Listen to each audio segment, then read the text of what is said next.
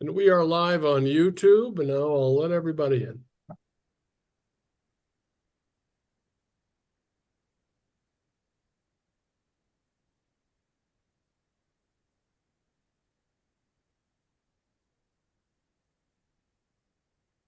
Good evening, everyone. This is the Renters Alliance Renter Town Hall. With me is our two staff so far, Pat Beckham and Malek Demir, and of course our special guest, Nicole Katravanos, the manager of Landlord Tenant. We'll get started in just a minute. I have to go do something. I'll be right.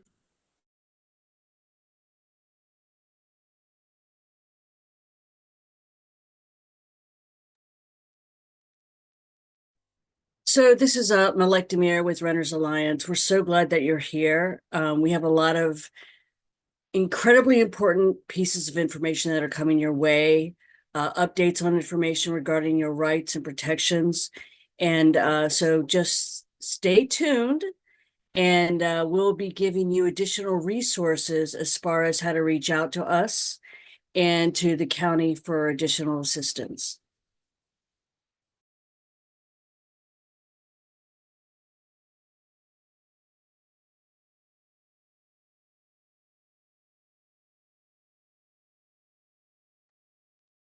Pat, do you want to remind them about the power of voting?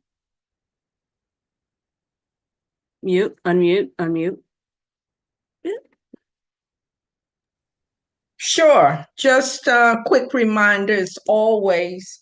I don't know if you, just to let you know, we tried to pass Just Cause and it didn't pass the Senate last week. And, that could be just from someone not going out to vote. So please, when you get a chance to vote, vote and vote, learn your candidates and what they're all about. And hopefully next year we can get Just Cause to pass. Just to explain to you what Just Cause is, it is bill number 477 that passed the House, but it did not pass the Senate. And it's a bill that was introduced to stop landlords evicting people and not giving them a reason. Just going to tenants saying you have 60 days to leave at the end of the lease. So that didn't pass. And a lot of bills don't pass because, it's narrowly missed. And it's because a lot of people don't get out and vote. It's important to vote. Not only you, tell everyone around you that you know to go vote. We need, every bit of assistance we can get for renters. So true. And by the way, the election board has systems in place where they can provide transportation for people who may not be able to get to their voting polls. So just keep that in mind.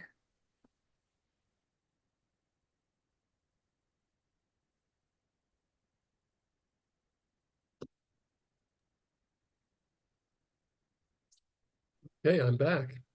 Welcome, everybody. Yep, I was talking about Bill 477. I heard you. I'm just wiped the sweat from my brow. But you did a good job, Pat. And we'll talk more about that in a little bit. Again, we're just getting started. It takes a few minutes to let everybody in the door. And we'll get started in just a few minutes. Welcome, everybody.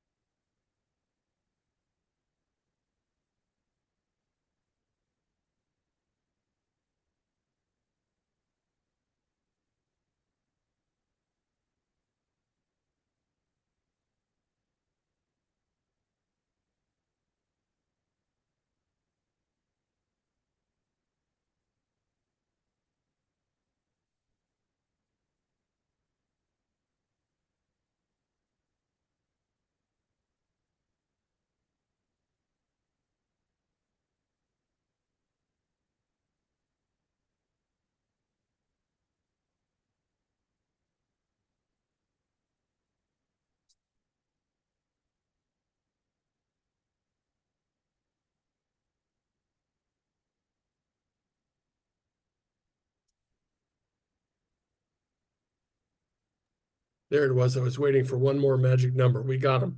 All right. Good evening, everybody. My name is Matt Losak. I'm the co-founder and executive director of the Montgomery County Renters Alliance. With us this evening are two staff so far. My other staff is actually at a meeting across the street and should be joining us shortly. But with us now is Pat Beckham and Malek Demir, who will be monitoring the chat and available for questions if they come up. And of course, our special guest tonight is Nicole Katravanos, the landlord tenant manager for Montgomery County, who's also an attorney, by the way. And I want to just give a couple of remarks up top here. First of all, if you have any questions or concerns, please put them in the chat. That's where our staff will be monitoring, and we'll try to get to all of them in the time that we have. And if we don't, you can always contact us at info@rentersalliance.org. They'll get it out. Let me just say a couple of things related to what Ms. Beckham was talking about before, about Just Cause. One of our esteemed board members who moved on from our board to pursue her leadership in Annapolis, Delegate Janelle Wilkins, has been our champion on the Just Cause protection legislation. There have been some changes in Annapolis that have helped us. One is the removal of Delegate Kumar Barve as chair of the Environment and Transportation Committee. He has moved on to other opportunities in the government, but was replaced by a really terrific delegate by the name of Mark Corman from Bethesda. Delegate Corman understands Just Cause. He's an attorney and a very sensible fellow, and he understands why it's important to have just cause protections for renters. And he shepherded this bill, Bill 477, through the Environment and Transportation Committee and then on to a vote for the House of Delegates. The bill received overwhelming support in the House of Delegates with a vote of 96-37. The bill also received statewide support, not only from County Executive Mark Elrich and the majority of our Montgomery County legislative delegation and our council, but from the largest counties in the state of Maryland, the Maryland Association of Counties, the Attorney General, Anthony Brown, as well as the administration of Governor Wes Moore. It also received the support of labor, civic organizations, religious organizations, political organizations, really getting tremendous momentum, historic momentum in the state legislature and across the state. As Pat Beckham just said, right now, with just 60 days notice at the end of a lease, a landlord can decide not to renew. And the landlord does not have to give a reason. And this leaves renters extremely vulnerable to retaliation, to discrimination, and any number of other circumventions of a due process for losing their homes. All this legislation says is that you have to provide a good reason to pursue an eviction. Without having to state why, the silence can hide a whole lot of abuse, and we're seeing it. Tenant holding over cases, which is when a renter stays 1 day longer than the lease term allows, then you are at what's called tenant holding over. When the landlord sues you for eviction for tenant holding over, the only thing the landlord has to show is that they gave you proper notice. If you say, hey, look, they're retaliating against me for forming a tenants association, landlord doesn't have to say why, and there's no opportunity to defend yourself unless you've got a smoking gun, like an email that says, let's get rid of them because they're forming a tenants association. Mm-hmm. That's very difficult to find that evidence. And so without just cause protection, which would require the landlord to substantiate not a reason not to renew the lease, and then have to prove it if you object to what they say, tenants are extremely vulnerable. So we're seeing that across the state, and we're seeing it rising in Montgomery County as well. And it is of deep concern. On Sunday, we attended the District 20 delegation breakfast. It so happens that District 20, which covers Silver Spring and Tacoma Park, is a delegation that includes Delegate Janelle Wilkins, Delegate Laura Charkoudian, Delegate David Moon, who's the majority leader, and Senator Will Smith, who's the chair of the Judicial Proceedings Committee in the Senate. So the bill made it out of the House of Delegates with strong support, but did not get to a vote in the Judicial Proceedings Committee, which was extremely disappointing to everyone I listed before who wanted this legislation to pass. So Senator Smith heard the concerns and the complaints and the urgings by tenants and others alike, saying, please move this legislation to a vote and give your full-throated support. Senator Smith said that he would be the co-sponsor in the Senate next year. So that's important, and we are hoping that he will commit to fulfilling his promise to getting this across the finish line. But we have a lot of work to do this summer and in the fall. And in the Renters Alliance opinion, just cause eviction protection is the single most important legislative protection that we can provide in the state of Maryland to tenants. Next one would be rent stabilization, but that one we got ongoing. But the first one is that you should not be evicted from your home without a good reason. So with that, we have a whole bunch of things to talk about in the fundamentals in the renters' rights world. The basics are what keeps us going. So first, I want to welcome our outreach director, David Mullins, who's just joined us. And again, we will take questions and concerns in the chat. And just on the just cause thing, unfortunately, it's eviction law, which is state law. And that requires the Maryland legislature to authorize local municipalities to enact it or not, or to enact it statewide. They declined to enact it statewide, so the bill is asking permission from the state legislature to allow local municipalities to pass it if they so choose. So that's the way it stands, as opposed to rent stabilization, which can be enacted on the local level if we so choose. And Montgomery County has so far moved on that to some degree. So with that, we are joined tonight by the manager of the Office of Landlord and Tenant Affairs for Montgomery County. And we have a whole bunch of areas we'd like her to provide information and education so that the renter community is informed. So with that, Nicole Katravanos. Thank you, Matt. Good evening, everybody. Nice to see everyone's faces. Thank you so much for having me, for taking the time this evening to be present.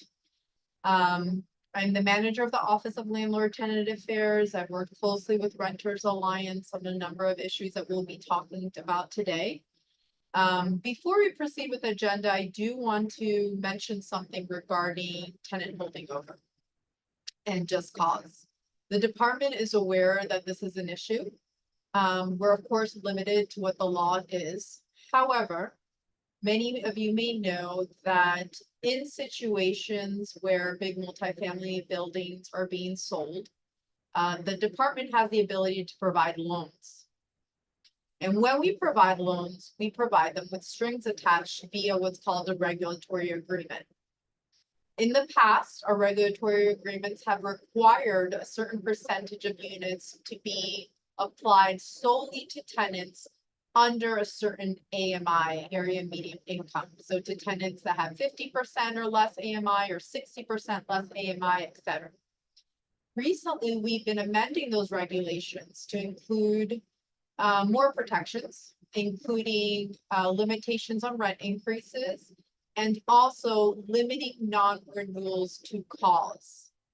So while we are limited to the law, what we do have control over in our regulatory agreements, when we provide loans, we have begun implementing these regulatory agreements with provisions that would require landlords to provide cause if they're not renewing their leases. So we are testing this out. It's a new concept for the department. It has an implication of being able to assess compliance. So it's a work in progress, but it is something that we are testing, and it is something that we hope in the future to institutionalize with all our loans. So just wanted to put that out there to let you know that is something that the department is doing specifically regarding that issue. Nicole, do you mind if I interrupt with a quick, well, because you're on the good cause topic. I usually like to also point out when we talk about it that there are some buildings most of them owned by HOC, but others too that are received the low-income housing tax credit as part of when they were built. And there's a covenant that lasts 10, 15, often longer years that provides good cause protection for those properties under a federal law. So if you have a question about whether you might be one of those buildings, please do reach out because it does exist at those too. Thanks. Thank you, David.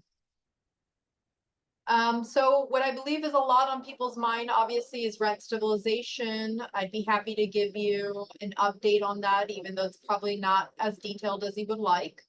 The regulations are still being worked on within the department. Currently working on them this evening. We hope to present something early next week. Once it's presented, it will go in front of council.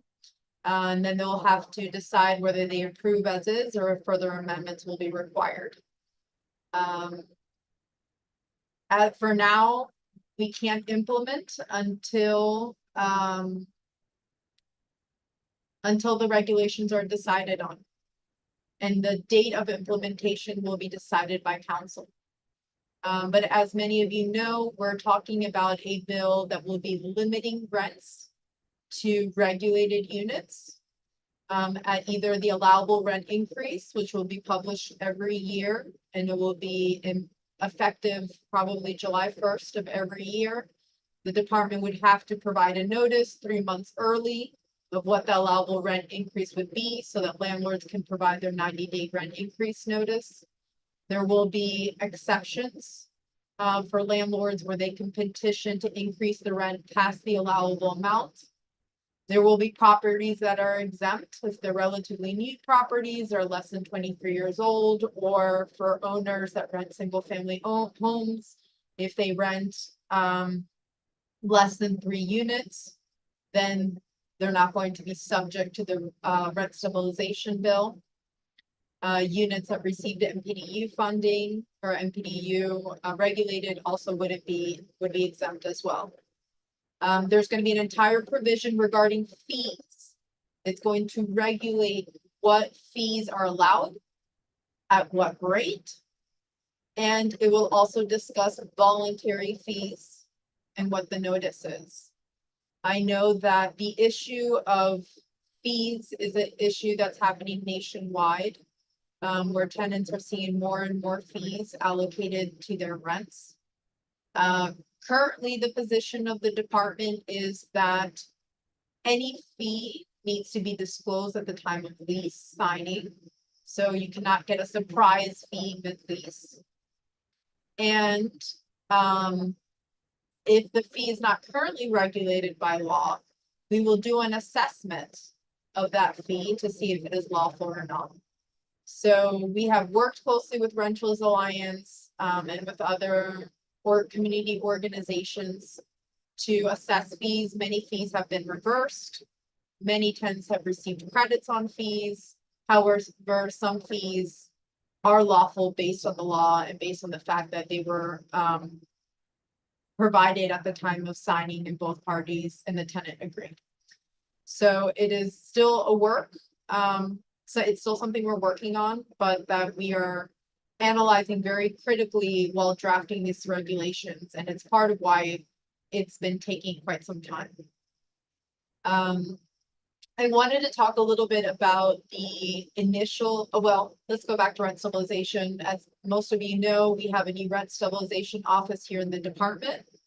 There's already a manager, there's staff, they're all working on creating the processes. We are going to be implementing a new rental portal, not just for rent stabilization, but a portal for the entire landlord community.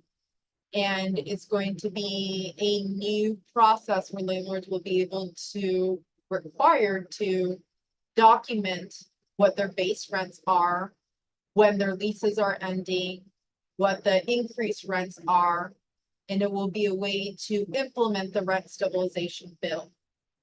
The bill is very nuanced. The regulations are very nuanced. There's concepts of banking, which means basically if a landlord opts not to increase the rent up to the allowable amount, they can bank it, they can hold on to it and increase it later. There's concepts of the petitions that need to be filed, whether it's the capital improvement petition or the fair return petition. And the process of applying for that petition will be all through this new portal. And the portal will be transparent so that tenants will be able to go to the portal, go to their property, go to the unit that they either currently rent or that they're interested in renting, and see what the base rent has been listed as. So the tenant will be able to take the initiative to see and to double check that the landlord is abiding by the rent stabilization bill and its regulations. We are currently working on an outreach and campaign initiative where we will be working with our community partners to inform tenants of the nuances of the regulations, inform tenants how to access information, whether it's via the portal or via our website, and also how to report any concerns of non-compliance. So the staff is currently all working on that because it's a lot of technical work that needs to be set up prior to the launch and the implementation of the bill.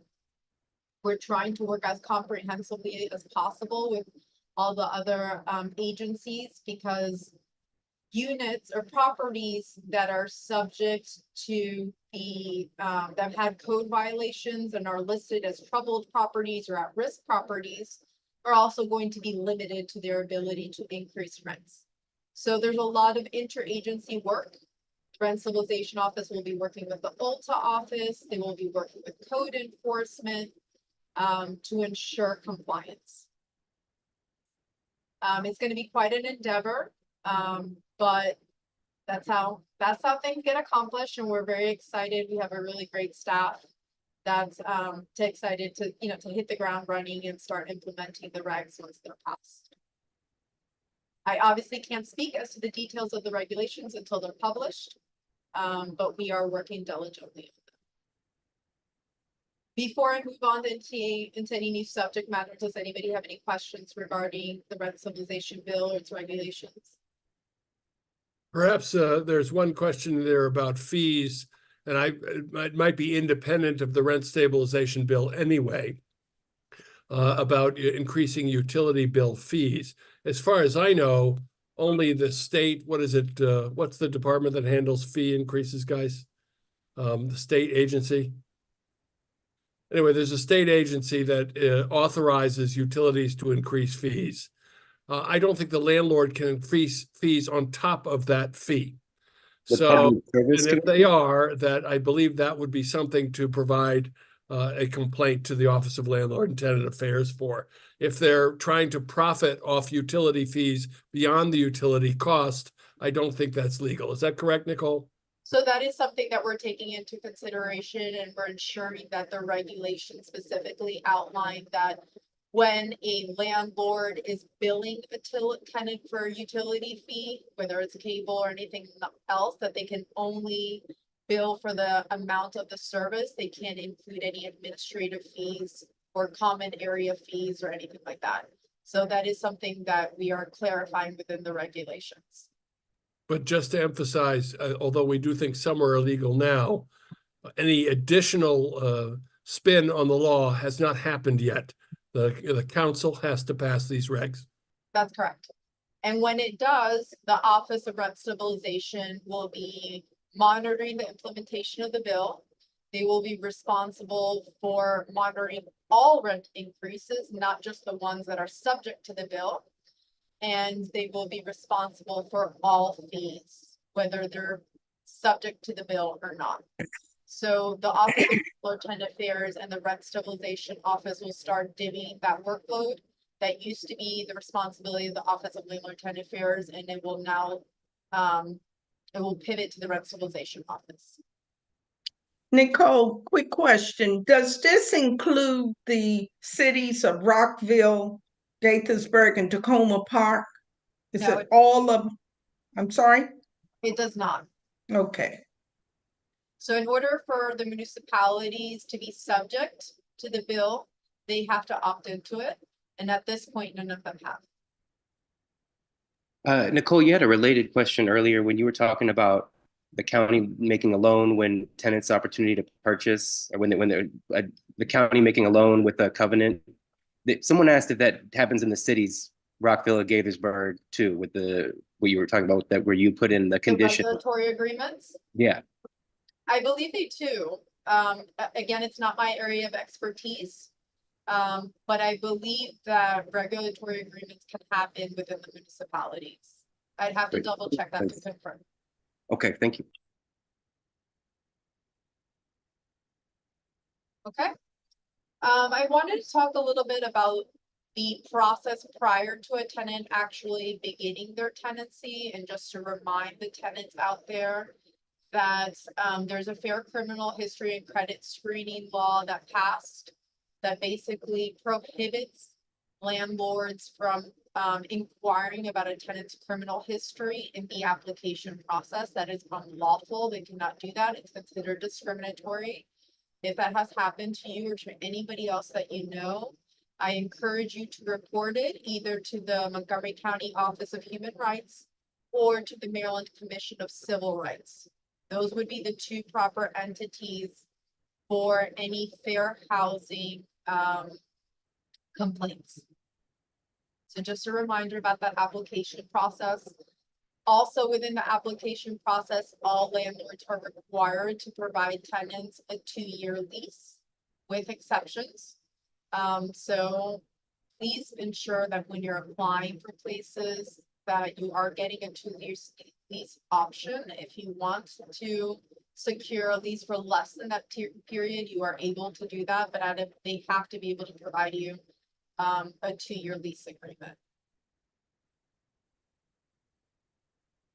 One of the issues that we commonly discuss and that come up when in a tenancy is the issue of maintenance of your property and repairs. The majority, if you're working in if you live in a multifamily building, has an internal process to report any repairs that need to be done. The department always encourages every tenants to first go through that internal process with your management company, report it in writing, give them a reasonable amount of time to conduct the repair. If for something that's not life-threatening or that's not putting anybody in imminent harm, 30 days is usually a reasonable period of time. In order for a landlord to be able to conduct the repairs, it's important that the tenant also provides the landlord or the representative access to the property. So the landlord must provide at least 24-hour notice, and the tenant should allow the landlord to enter. Now, there are times where a tenant may not feel comfortable allowing the landlord to enter, and they may request to reschedule. And that is fine. However, if a tenant consistently hinders a landlord's ability to enter the property to conduct the repairs, then the landlord could potentially have a breach of lease action against the tenant. So please be very cautious. Obviously, you have the right to exercise if you'd like somebody else present, or if you want to be present when someone enters your home, your private space, your safe space, that is understandable. But if there's a pattern of not allowing the landlord to come in, it could give them an action for a breach of lease. And you as a tenant wouldn't necessarily want that on your history. And at the end of the day, their only requirement is to notify you entry within 24 hours. And once they do, they should be allowed to enter. I believe that for any repairs that have to do with the code, triennial inspections, the biennial inspections, those have to be 72-hour notice. I'm not the code enforcement manager, so please, whenever I speak to anything related to code enforcement, don't take everything 100% set in stone, but I believe that's correct. And if you go through your process, your internal process, whether you live in a single family home and you email your landlord and they're not responsive, or you live in a multifamily unit and you go through their website and you report it and they're not responsive, then please reach out to Montgomery County Code Enforcement. We are here to provide tenant support. You can call us the easiest way, just call 311, ask for code enforcement, provide your name, your information, and we will have an inspector out within 72 hours to assess the situation. Please always be detailed on what it is that you are, that you're having an issue with. Don't just say, I'm having an issue. The more detailed you are, the better it is for the inspector because it gives them guidance as to what they're looking for. Once the inspector conducts the inspection, if they see a violation, they will issue what's called a notice of violation to the landlord. And depending on how serious that violation is, how much time they will give the landlord to conduct the repairs. Once that time period is up, the inspector will come back to the property. They will re-inspect. The majority of the time, the landlord by that time has remedied the situation. If they haven't remedied the situation, and if the landlord can provide an excusable reason, for example, they've ordered a piece and it's coming, or an emergency happened, they couldn't address it, sometimes the inspector will extend the time frame for the landlord to do the repair. However, the majority of the time, they will then cite the landlord up to a $500 citation for not conducting the repair. And obviously, if a landlord has multiple violations, it will put them at risk of becoming an at-risk or troubled property, which has its whole different implications when it comes to code enforcement, but also now with rent stabilization bill pending, landlords will not want to be on these lists because then they will not be able to increase their rents at all.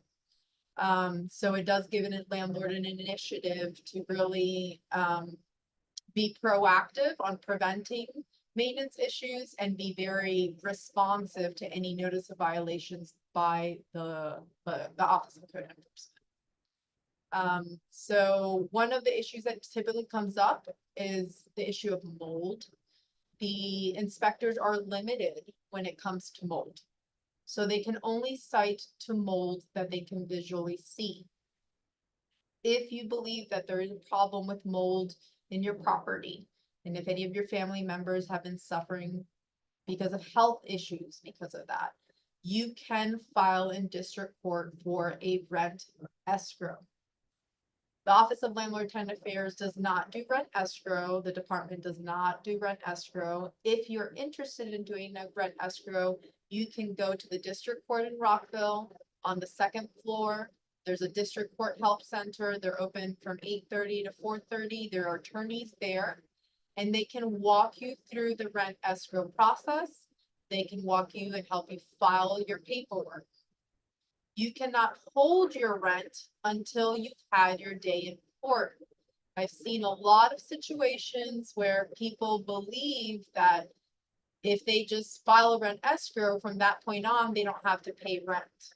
You need to have your day in court first in front of a judge. And once the judge says to you, okay, you can start putting your money in this rent escrow, then you can withhold it, put it into the rent escrow account, and move forward with your case process. We always recommend that tenants have, do their own testing. If you have any medical records to provide, you can bring that to the court. But that's typically how we advise tenants to move forward when they believe there's mold and it's not something visible that our code inspectors can cite or address.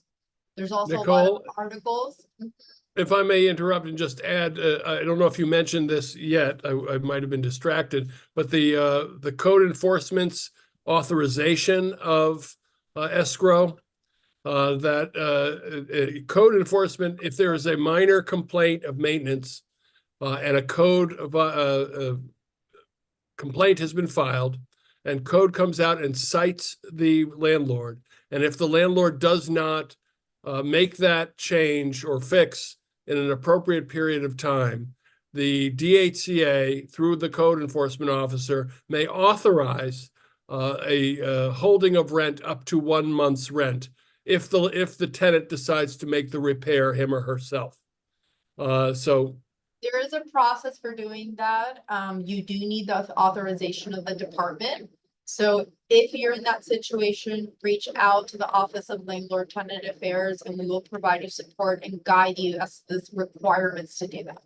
But let me underscore, please do not unilaterally withhold rent without getting authorization from the Department of Housing and Community Affairs or ultimately from the court, as Ms. Katravanos describes.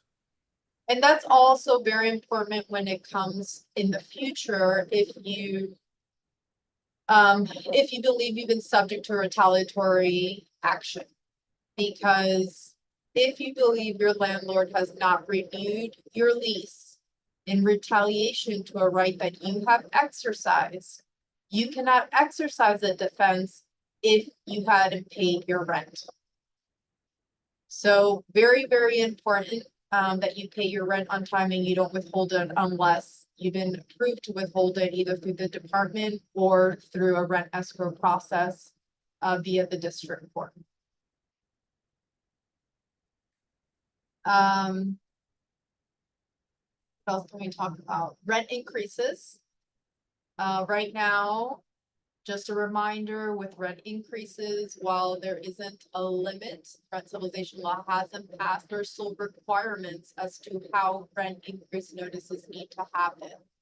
Landlord must provide all rent increase notices in writing. They must be sent via mail. If they're not sent via mail, then they need to be hand delivered and the tenant needs to sign for them, or somehow the tenant needs to acknowledge having received them.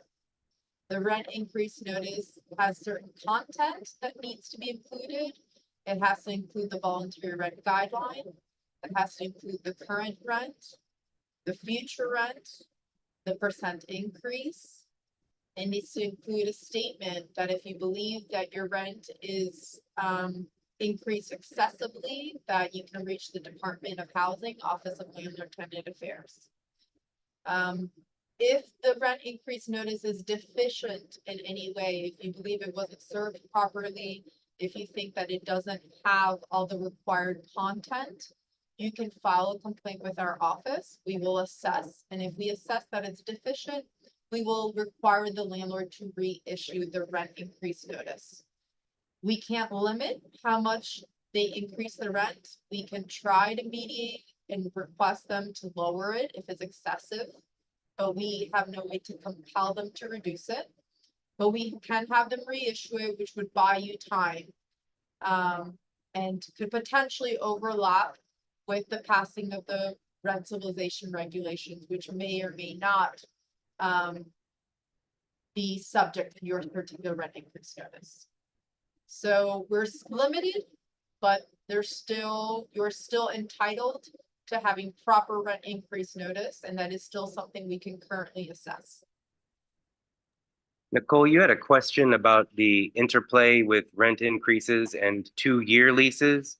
It says that this person was pointing out their landlord would normally offer a 2-year lease less as incentive to stay, but they've been now offered that the second year will be a large increase. And is that I think they didn't want to confirm that they can do that then. The 2-year lease needs to be offered, but they can offer a higher rent for the second year. Is that correct? At this time, yes, they can. Thank you.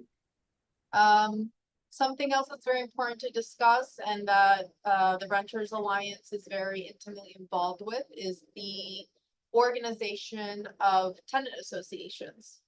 As on behalf of the department, I just want to reiterate how important that is, how important it is for tenants to work together, to educate themselves, to educate your neighbors, to advocate on behalf of your rights and your home.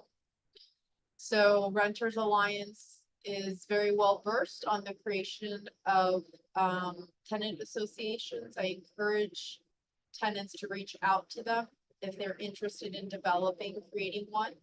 Currently, there is no requirement to get certified as a tenant association.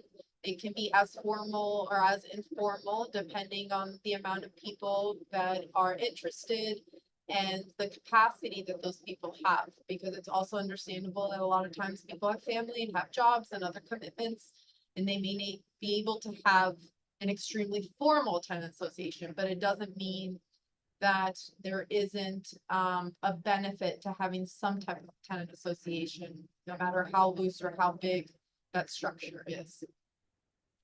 And all tenants, not just tenants and tenant associations, have rights.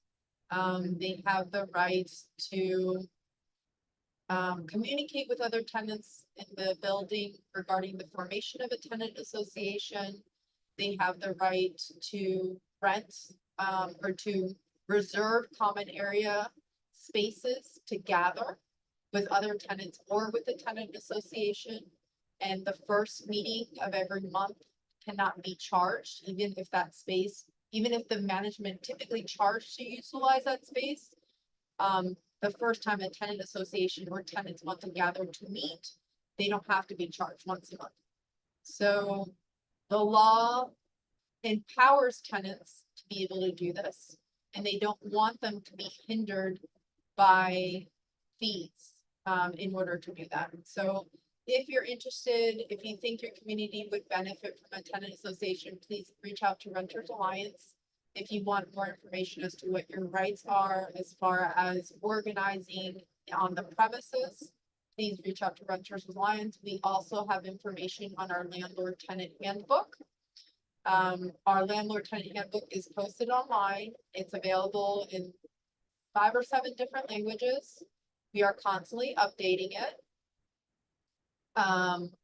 If you have a tenant association, I'd be happy to provide a copy, a physical copy of that handbook to your tenant association, so you can have to reference as well. Because of budget constraints, I can't just provide, handbooks to everybody who wants one, but if you are a formalized group, and if I can provide one to you, we can have you pick it up and you can share it with your members, and you can, every month that you meet, take parts of the handbook and review it and educate it and talk about it. It'd be a great exercise and a great way to educate yourselves. There's a lot of very important information or helpful information in that. Nicole, I just wanted to go back and just briefly mention the elements of a renewal notice that are required. The top line ones is, of course, it's your the voluntary rent guidelines, which will one day be the rent stabilization guidelines for those properties that are not exempt. It will also require your current rent, the percentage increase of the rent, a 2-year lease offering, and how to contact the Office of Landlord and Tenant Affairs in the event that you find the rent excessive or some other issue with the renewal. So if they doesn't include those elements, then it is defective and you should contact the Office of Landlord and Tenant Affairs. Absolutely. Thank you, Matt.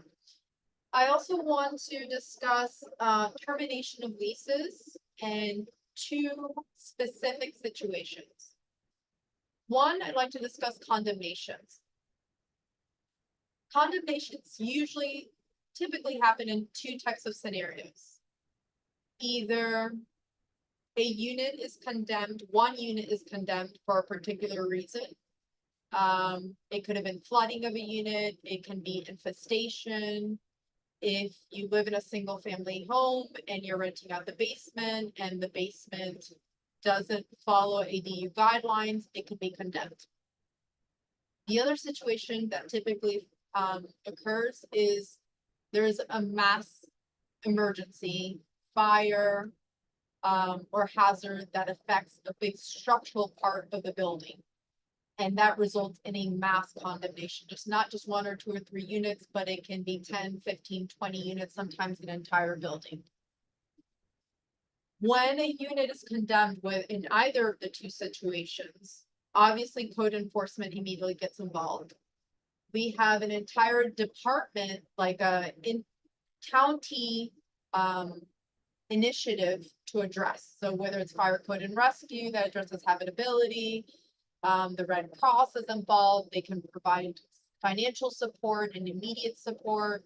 The Department of Health and Human Services, and prevent homelessness gets involved with immediate relocation. Once things start to calm down a little bit, and when code enforcement has officially condemned, the Office of Landlord Tenant Affairs has a very important responsibility. And that is to implement 2935B of the code that refers to relocation expenses for tenants. So basically, if your tenant, your unit is condemned, what rights do you have? What is supposed to be provided to you or not? In most situations, I would say 90% of the time, whenever a condemnation has occurred, the landlord will be responsible immediately for temporary shelter. Whether that means putting tenants in a hotel, or whether that means providing tenants somewhere to stay, an alternative unit. Sometimes, multifamily buildings will have other units available. And they will have the responsibility to relocate the items of the tenant to that space. Now, the responsibility of the department, and a lot of this relies on code enforcement and fire rescue, is to make a determination of two factors. One, whether the acts leading up to the condemnation were in control of the landlord. And two, whether or not it's going to be a short-term or a long-term displacement, less than 30 days or more than 30 days. If you're in a situation that your displacement is going to be less than 30 days, it's only going to be 2 weeks, for example, for them to make the repairs, you'll be able to come back in. Then the only thing the tenant is really required to receive is temporary shelter, relocation expenses, and then moving back. And this is under the assumption that the acts were not within control of the landlord. Okay, so let's say hypothetically, we have a very short turnaround. We have to make this decision within the first couple of hours. We decide, okay, we can't determine, the landlord has to be responsible. They're going to relocate you and put you in a hotel. But let's say 5 days later, they find out, oh, actually, the reason that the condemnation happened was the fault of the tenant. At that point in time, the landlord is no longer responsible for paying hotel or housing, and they're not responsible for relocating the tenant back to the property with their belongings. In situations where the condemnation is expected to be more than 30 days, we know it's going to take a couple of months to get the property back to habitability. And if the DHCA is able to determine, sometimes we cannot make a determination. If we can determine that the acts were not within the control of the landlord, then the landlord has no responsibility to the tenant other than ending the lease if they so choose, giving the tenant the security deposit back, and the prorated interest. That's it. However, if the department determines that it was within the control of the landlord, or if they're not able to determine, then the landlord owes the tenant approximately 3 months rent or 3 months market value or more. This is a very tricky area of the law. It's not written in the most practical way for implementation. So it is a challenging situation that the department constantly finds itself in whenever it happens. However, as we've been implementing, we've been adjusting our practice to ensure, one, that the law is being enforced as written. 2, that it's being conducted in the most practical manner. And 3, that it's being conducted in the most equitable manner and in that order. So just for tenants to have it out there, if their properties are condemned, you don't automatically have a right for 3 months rent. The department needs to assess if they can make a determination of fault or negligence or control. But typically, unless the department can automatically conclude that it was the tenant's fault that the condemnation occurred, the landlord will be responsible for temporary shelter and temporary relocation. So it's a lot, but I wanted to discuss that because it comes up very often. And I think it's important for tenants at least to have a basic understanding of what their rights are in the situation of a condemnation. Any questions about that? Okay. Just a reminder for those of you who do get confused about these things or whatever, you can always contact the Renters Alliance. And you can always reach out to landlord tenant. You know, I would suggest that you get the information and be guided before you take any action. As far as general inquiries with our office, we are very, very responsive. If after having this meeting, you still have some questions, call 311, ask for our office. We will call you back within 48 hours. We have a 98% compliance rate on responding to service requests within 48 hours. One of our very well-versed investigators will call you back and can guide you and give you some overall guidance and lead you to resources, etc. If after doing the service request, which you can also do via email, you can do it via ulta.intake@montgomerycountymd.gov. If someone from Renters Alliance can please put that in the chat, I'd greatly appreciate it. We also respond to emails within 48 hours as well. I don't encourage people to come in person. You can come in person, but if you do, please try to come early. We don't always have somebody immediately accessible, and there's times when there is a wait. So the best, easiest way to get information from us would be 311 service requests via email or over the phone. You are welcome to come in person, but I recommend that you come earlier and that you come with time. Now, after having conducted a service request, if you believe that your landlord is in breach of one of your rights, and if you have already reached out to your landlord to address this and they're not being responsive, then please file a complaint with our office. You can do so on our website online. And the process is once you file, we are now twice a week going through our complaints online and assigning cases. So we are doing much better as far as the initial assignment of cases. And then typically within 2 weeks, you'll receive an acknowledgement letter in the mail, letting you know who your investigator is and their contact information. And then any further communication that you have regarding your complaint, I ask that you please do it with the investigator that has been assigned to you. And the investigator will then reach out to both parties. They will gather data. They will investigate. We are mandated to do conciliations, which is a mediation to see if we can mediate. Sometimes, most of the time, about 97 or 98% of our cases are remedied via positive mediation. So that's a great thing. And when things are mediated, we draft a consent agreement and our office enforces that consent agreement. There are 2 or 3% of the time where mediations are not successful. And at that point, typically what happens is that we refer the case to the Commission of Landlord-Tenant Affairs, and they will decide if they take jurisdiction or not. If they do take jurisdiction, which occurs at our meetings that happen once a month, the first Tuesday in the month in the evening, it is open to the public. Then a hearing will be scheduled. And when the hearing is scheduled, everything is conducted via Zoom. We have pamphlets on how to prepare for your hearing. And you don't necessarily need to be represented by an attorney. The majority of tenants, the majority of parties aren't represented by attorneys, and we can provide guidance in that process. Whatever decision the commission comes up, it has the same impact as if a decision in district court was implemented, and it can be appealed to the circuit court as well.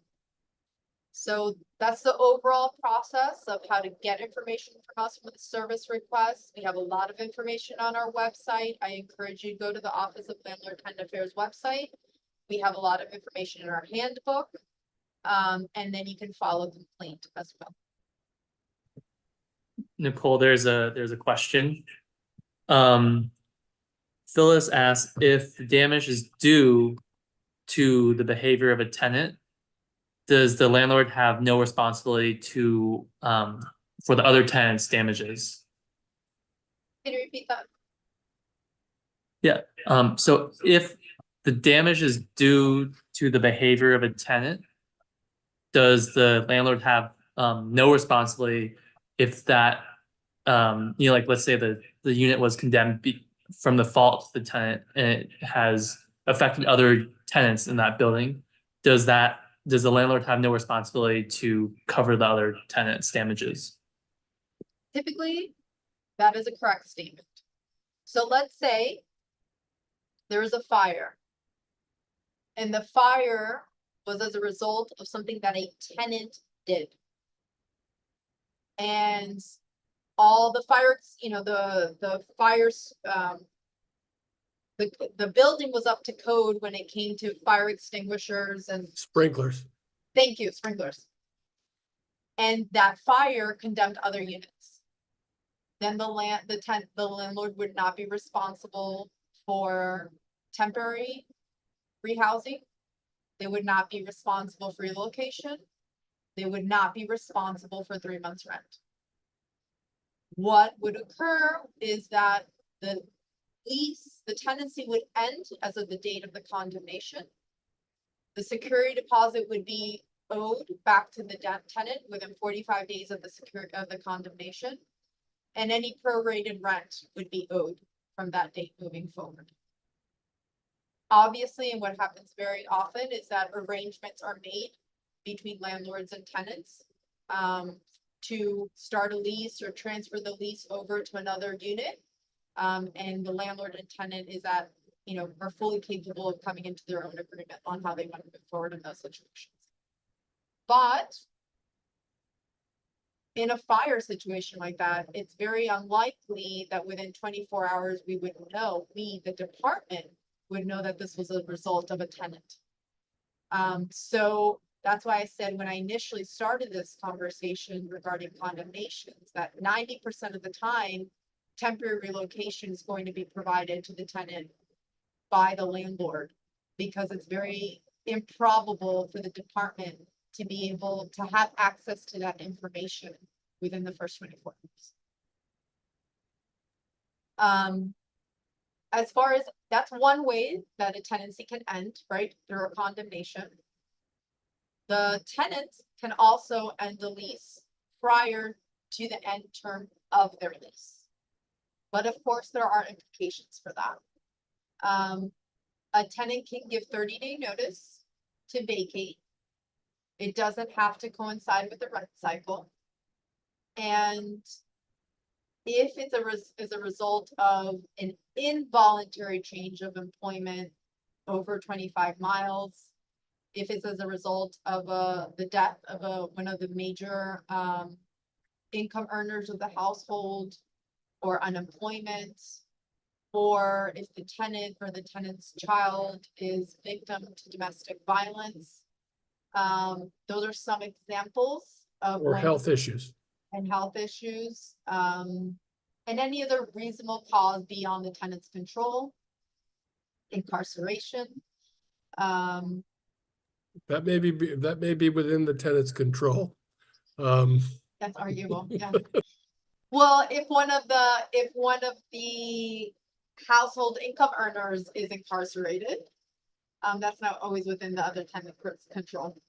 So, the tenant is responsible for the rent during the notice period, the 30 days, but they can end the lease without any additional penalties in those specific situations. Now, if you don't fall within those listed categories, and those listed categories are in writing in the landlord tenant handbook and on our website, you can still provide notice. And you have to look at your lease and see what the potential penalty would be. And the landlord still has an obligation to mitigate damages. So let's say you provide 2 months notice that you're going to end your lease 6 months before the end of your lease. The landlord can't just automatically charge you for the pending 6 months rent.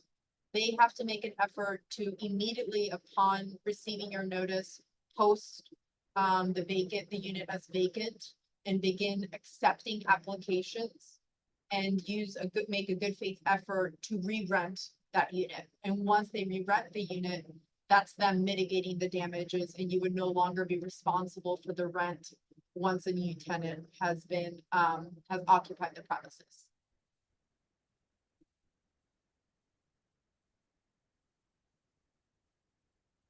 So those are a few of the talking points, a few of the subject matters that I wanted to review with everybody today. I'm happy to answer any questions or discuss any other issues. You had, oh, sorry. You have one anonymous question here. It says, I live in a HOC owned unit. I contacted DHCA, was told HOC has the ultimate decision on the need for window guards. By the way, I'm in a building for seniors and can guarantee that no children will be visiting my apartment. Is it true that DHCA cannot help in that dispute? Give me one moment to look this up because that it should be an addendum listed on your lease. And window guards. Give me one moment.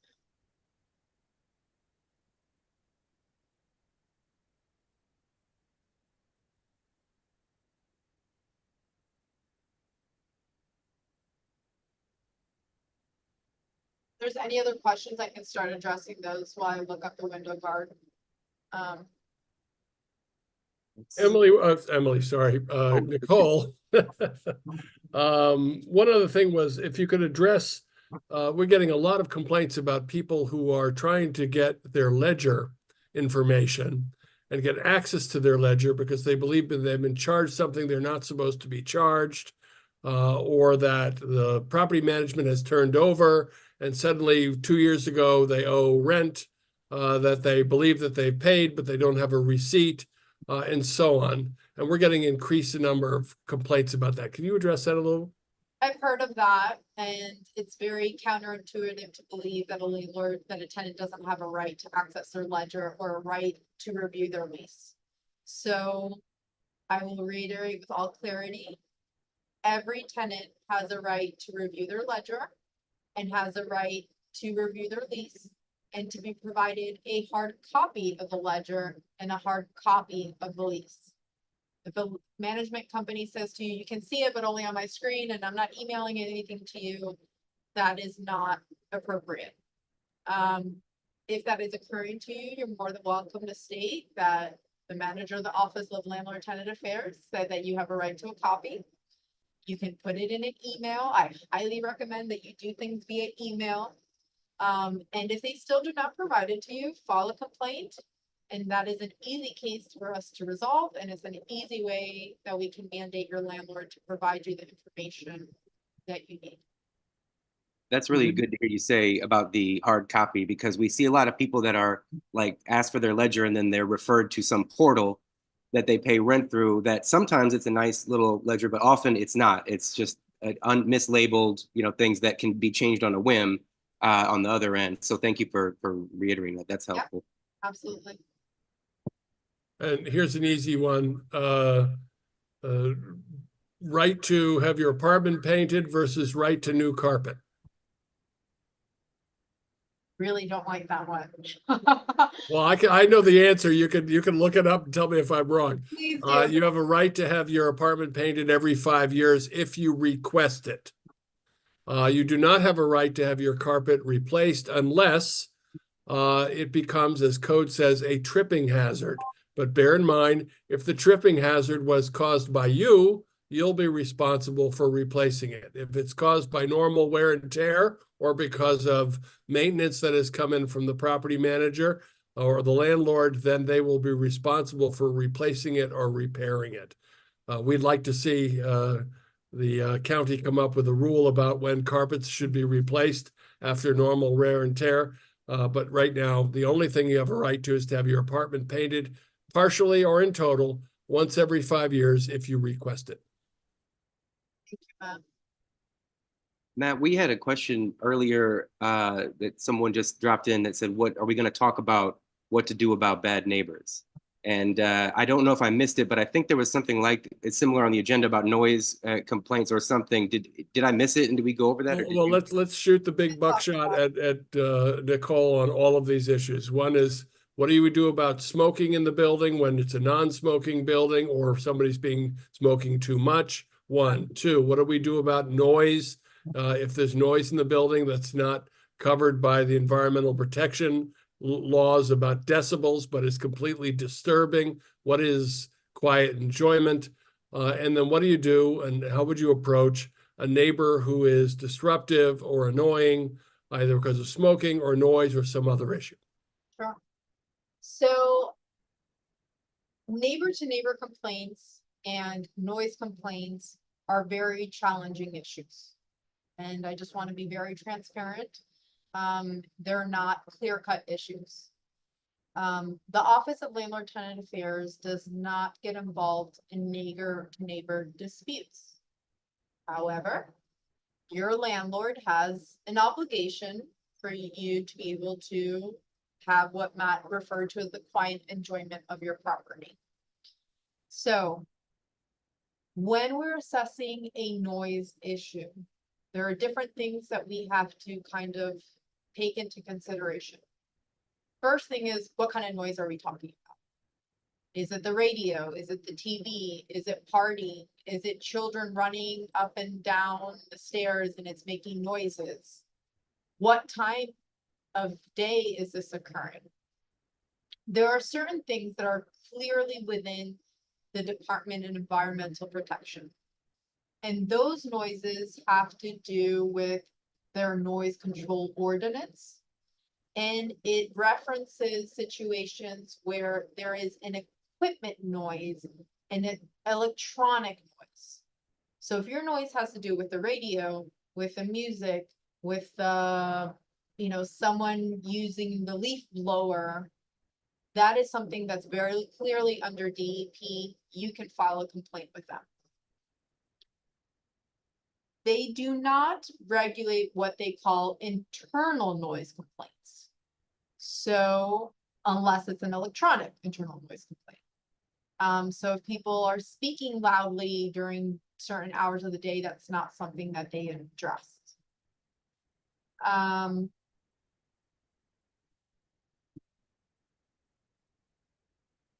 If a complaint doesn't fall within the parameters of their ordinance, they will still reach out to the management company. They will still let the management company inform the management company of that issue. And they will encourage property management to deal with that issue. And you can reach out to DEP via 311 the same way you reach out to our department. Now, as OLTA, what do we recommend that you do in noise situations? Obviously, try to have a amicable conversation with your neighbor, communicate with them regarding the issue first. Many times in the hectic everyday, life that people have, whether with kids or work, they may just not be aware of how their everyday life is impacting their neighbors. So I recommend that you always take that first and that you do that without an assumption that the noise is being conducted is done intentionally. Whenever you do anything with a positive demeanor, it tends to result in a more positive outcome. Now, if you do that and the problem persists, then you should address it with your management company. Address it in person, reiterate it in writing. Go to the management company, let them know I've been having this issue. It's happened A, B, C, D amount of times. I've reached out to them amicably. It's continued. I don't want to create a problem with my neighbor, so I'm coming to you about it. Please reach out to them and ask them to cease the noise during these unreasonable times. When you have the conversation, follow up in writing to document that you've asked the management company to do that, or the landlord. If it continues, ask for proof that they actually communicated to the tenant, because you want documentation that they communicated to the tenant. And there comes to a point where if it happens once, it happens twice, it happens 3 times, you can arguably say that their inability to control another neighbor's noise during an appropriate amount of time is impacting your ability to reside in your premise. and that is part of what you're paying for. And therefore, you either want to relocate to a different unit or you want to end your lease. These aren't easy cases.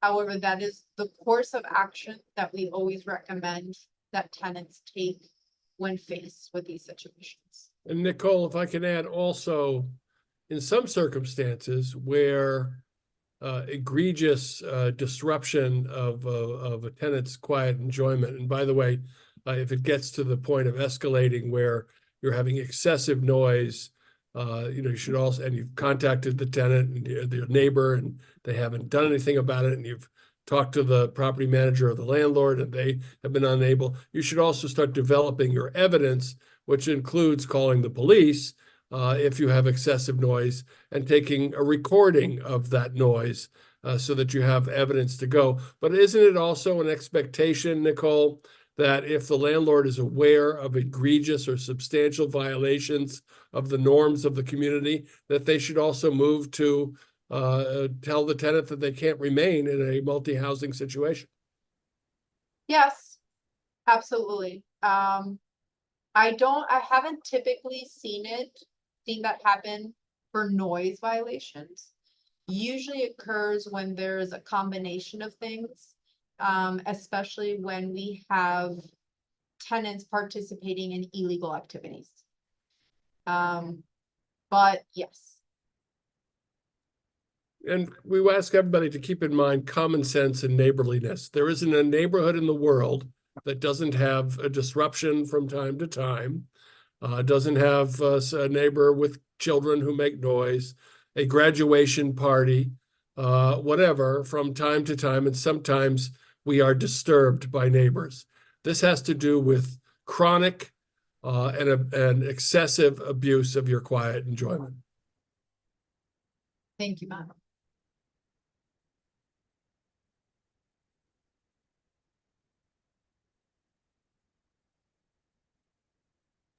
Folks, we don't get Nicole Katravanos all the time, so if you have questions or concerns about leasing, about conditions in your property, about abuse and retaliation, about forming a tenants association, whatever, your rights in general, now would be the time to ask. Nicole, someone wrote, and I'm sure I know that the rent increase can occur every 12 months at the end of the lease, but there was a question about 1 year the lease was 7%, the next year I think it was 10%, and they wanted to know if that was legal. So long as the property isn't subject to any regulatory agreement, like an MPDU regulatory agreement, and as so long as proper rent increase notice, the rent increase notice is lawful, then yes. At this point in time, yes. Thanks. For tenants out there who are currently owing rent for whatever reason that may be, I wanted to briefly review what the process is if you haven't paid rent. As far as what the requirements of the landlord is, what resources there are within the county, what the legal process looks like. If you owe rent is due typically on the 1st of the month. It's technically not late until the 10th. On the 11th, the landlord can then charge you a late fee. They can only charge you a late fee. They cannot charge you any other automatic fee that's contingent on a late fee. And at that point, they can provide they should provide, if they want to take you to court, what's called a summary ejectment notice.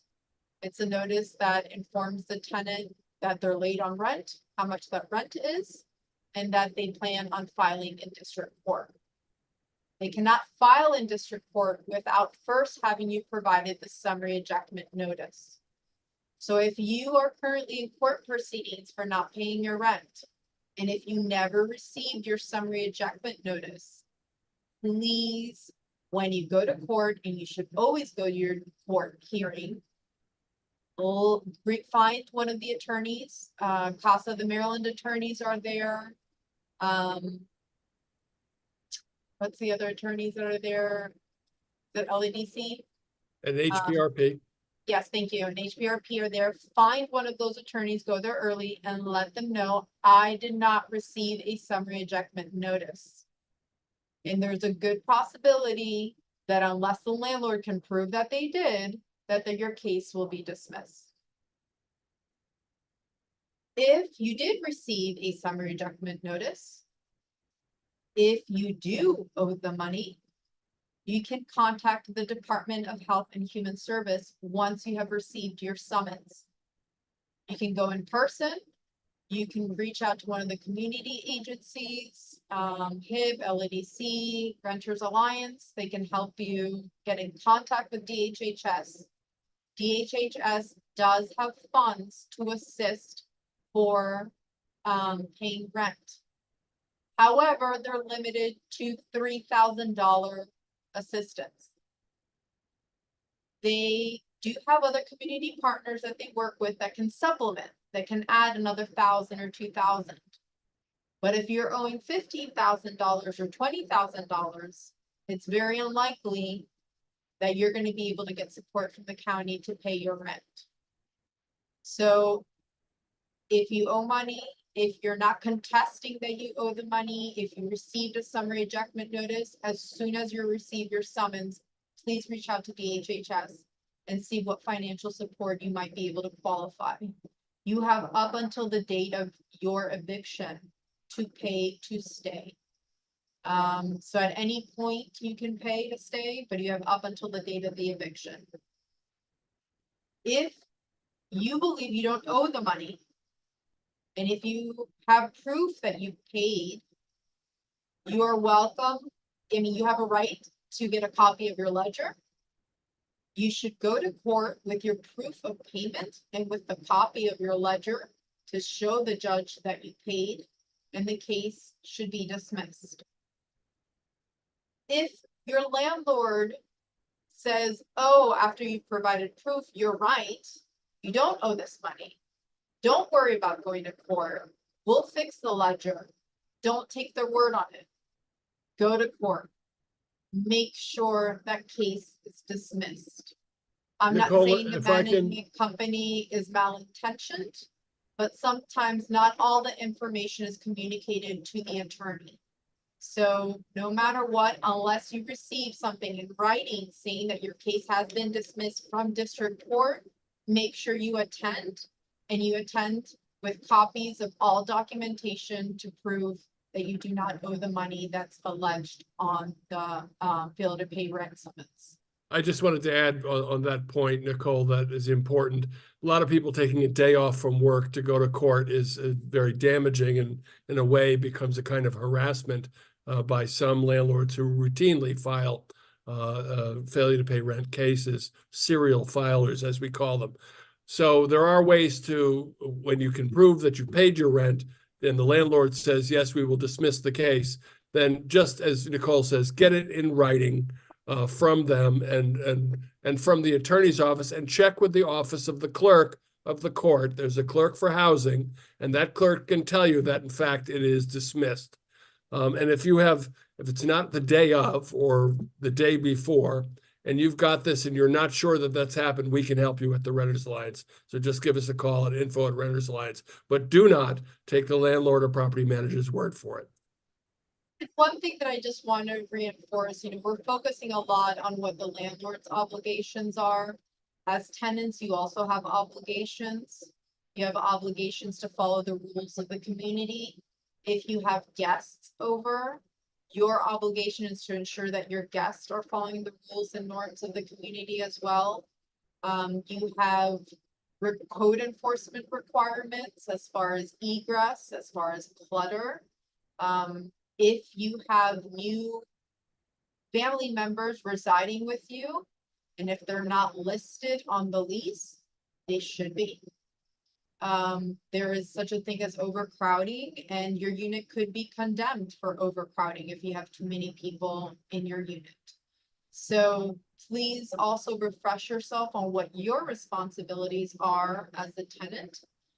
There's a lot of information in our landlord tenant handbook so that you are aware and everyone that's residing with you is aware of what your obligations are as well.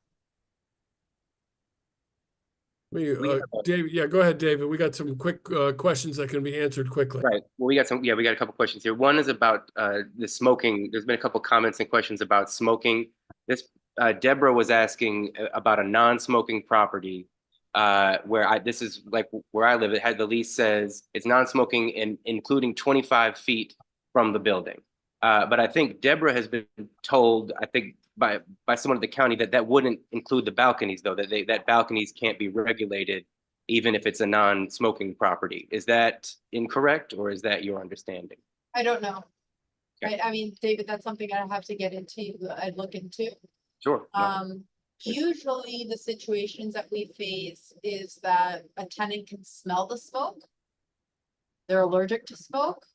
They picked a property because it's non-smoking, but they can't point a finger. They can't say who's the person that's smoking, and that causes a problem. But you know, if you know who the person is that's smoking, if you've seen them smoking, then the landlord has an obligation to make sure that all the other tenants are obliging, not violating the rules of the property. But as far as your question specifically regarding balconies, I don't know. I'd have to look into that. I'd ask that you follow up with an email for me. I can respond to that via email. My free advice is that you can't smoke on the balconies.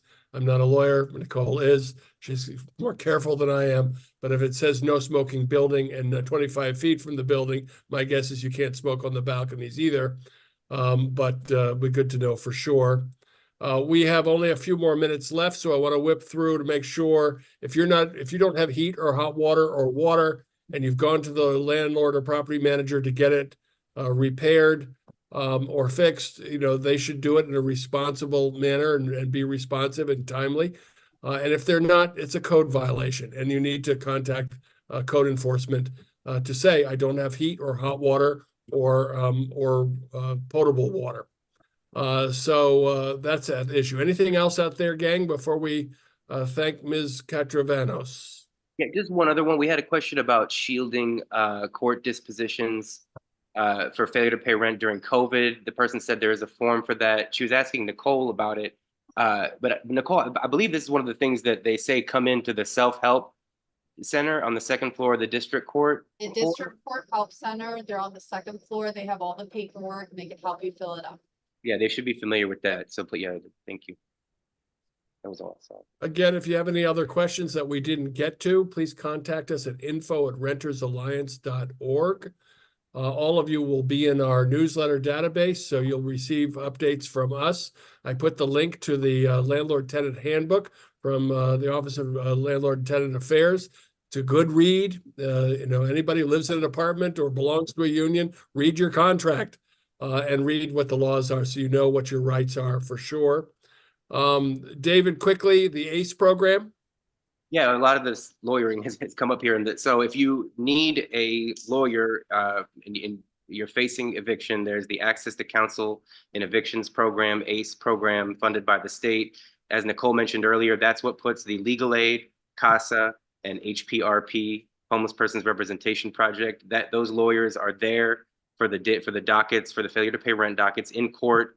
You can find them day of. They should make an announcement. You have to go to them, but they'll announce their presence. They can't go around soliciting. But yeah, and then there's the self help center too there at the district court if you want to go check in with them. But we always recommend connecting with the attorney ahead of time. They all say that too. Please reach out Legal Aid ahead of time before even though they're there day of.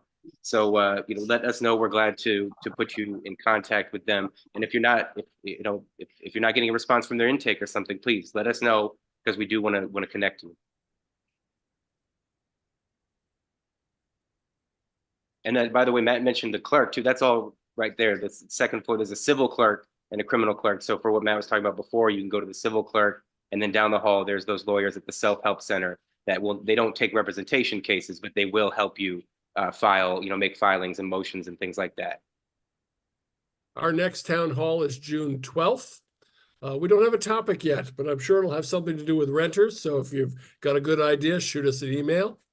As I say, as Pat Beckham likes to say, renters vote, please vote, pay attention to what's going on with people running for office and consider your interests as a tenant and as well as a citizen. I want to thank Nicole Catravanos, our manager of the Office of Landlord and Tenant Affairs, with whom we work very closely. And of course, to all of our staff, Pat Beckham, Tim Wong, and Emily Towie, and our outreach director, David Mullins. To everybody, thank you for joining us. Thank you, Nicole. That was one of my staff coughing in the background. And we thank you all for coming, and good night. Good night, everybody. Thank you.